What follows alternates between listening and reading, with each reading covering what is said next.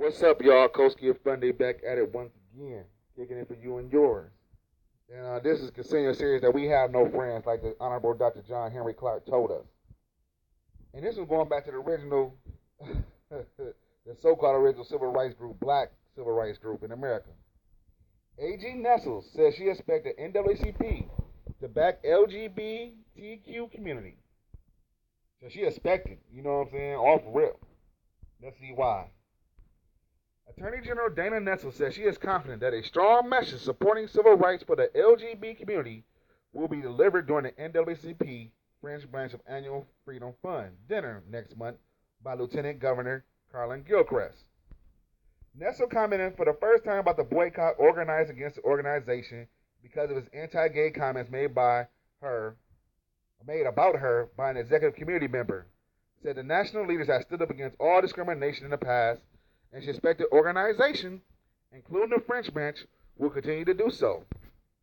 Quincy Murphy, a black guy, a longtime community activist in Flint, organized a boycott for the finance fundraising dinner, which features a keynote address from Gilchrist, after all comments made last fall by A.C. Dumas, a former president and a current executive committee member of the Flint branch.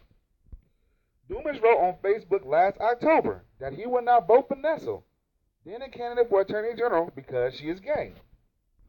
That same month, Murphy asked Dumas for the resignation letter to the NAACP and asked the group to remove him if he refused to leave. Neither happened. When the NAACP spoke out on marriage equality in 2013, it said it will always stand up against discrimination, segregation, and unequal treatment. Nessel said in her statement to MLive, the Flint Journal. In the statement, Nessel also said, 5 years later, the NAACP commented on a Masterpiece Case Shock ruling 2018, saying it will not rest until each person is treated equally under the law, regardless of race, national origin, gender identity, or sexual orientation. That's why I fully expect the Flint chapter of the NAACP and its leadership to describe the same beliefs as asserted by the NAACP nationally, that all people are deserving equal protection under the law, including those of us who identify as LGBTQ. I appreciate those who are standing up in support of this precept. I am confident Lieutenant Governor Carlin Gilchrist will use his office as a role as keynote speaker for this year's annual dinner as an opportunity to deliver that message. Francis Gilchrist, president of the Flint NAACP, says Dumas does not speak for her group and called his remark about Nessel unfortunate and ridiculous. In addition to Murphy's request for action against Dumas, other groups wrote to Gilchrist this week urging her to denounce homophobia and transphobia within our organization and to uphold the founding principles of NAACP, through which inclusions of all persons, including LGBT community. Representatives of the Equality Caucus of Genesee County, Flint Gay Pride Society, and Wellness Aid Services was among those who signed the letter. State Rep Sheldon E. Flintley, Democrat from Flint, also said he will honor the request to boycott the event. Dumas, who said his religious belief make it impossible for him to support a candidate as gay, said he's only expressing his opinion like Nessel's and others. That's what makes America great, he says. No one believes are going to trump what God says. So, okay, editor's note, this story has been corrected with information from the Attorney General's office. The office initially said that NAACP supported the Mastercock-shaped ruling. The claim was inaccurate. NAACP commented on the ruling but did not support it. Okay, so, but as you see, these groups out here, I did not see them around when the Flint Water Crossers was around. The Equality Caucus for Genesee, I did not see them around there. Flint Gay Pride Society, I did not see them during the water crisis. And Wellness for Aid Services, Inc., I did not see them for the water crisis in Flint, which went through the black community. As you see, Gilchrist is a black lieutenant governor. They're going to use him to push the rock. But let's see something else, shall we? Now, this is an article from June 26, 2015. Clarence Thomas. There is no link between civil rights and gay rights. The court, lone African American, sets the tone for critics of same-sex marriage. In his 2013 address, President Barack Obama declared that Gays and African Americans are comrades in arms in their parallel fight for equality. The star that guides us still, just as it guided our forebears through Siena Falls, Selma, and Stonewall. Yesterday, just as the Supreme Court issued the landmark ruling granting gays and lesbians the legal right to marry in all 50 states, Obama echoed that belief in a Rose Garden statement, saying, "We are all Americans are treated as equal. We are more free." Justice Clarence Thomas, however, begged to differ.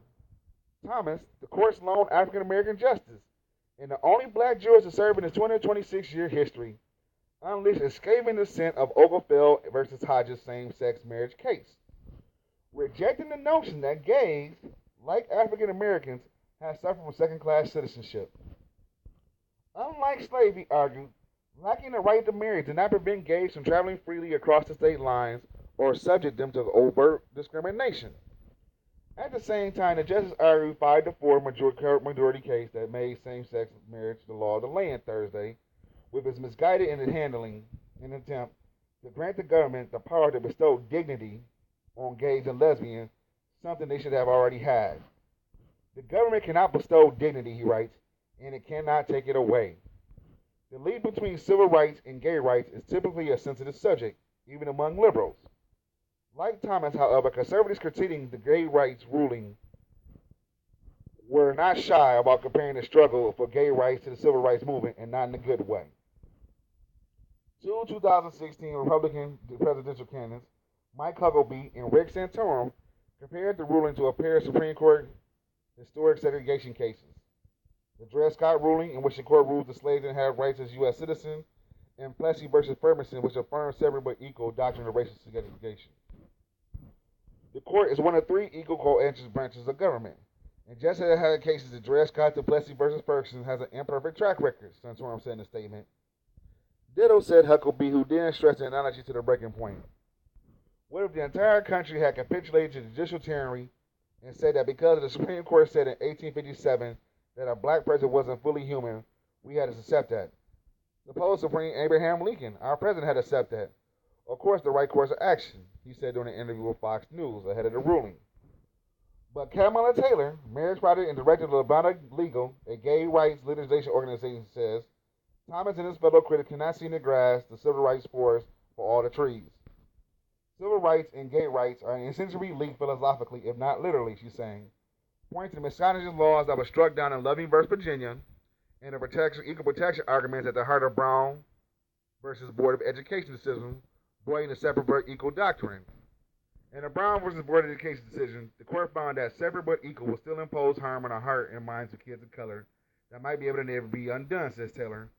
Our laws feel the way about ourselves. She took a particular issue with Thomas' critique that the government does not have the power to control dignity. Right? It does not control the power of a person's dignity. That's right. They call it self-esteem. How you feel about the self.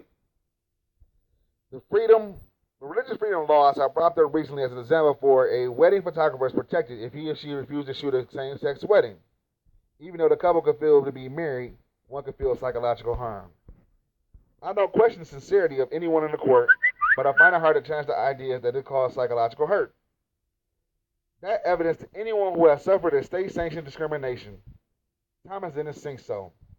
In blasting Justice Anthony Kennedy, eloquent majority opinions suggesting bans on same-sex marriages are identities that demand correction, Thomas used a strange set of analogy, slavery and Japanese American internment camps, to make his point.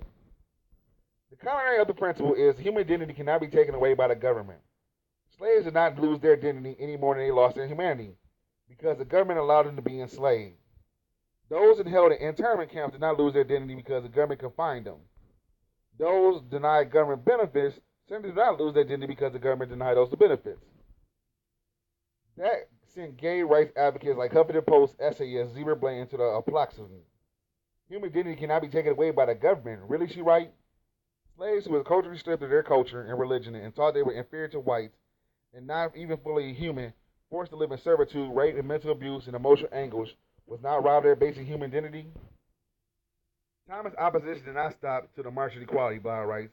In fact, the Supreme Court justice using this reason as a justification for a decision is downright undignified. Now, I'm going to kind of agree with Thomas on this one. There's no comparison between the gay rights thing and the black thing. You know, everybody want to be black until it's time to be black. You know, don't compare our stuff. We don't want your friendship. And I can speak to the majority of the black community on that one. We really do not want your friendship.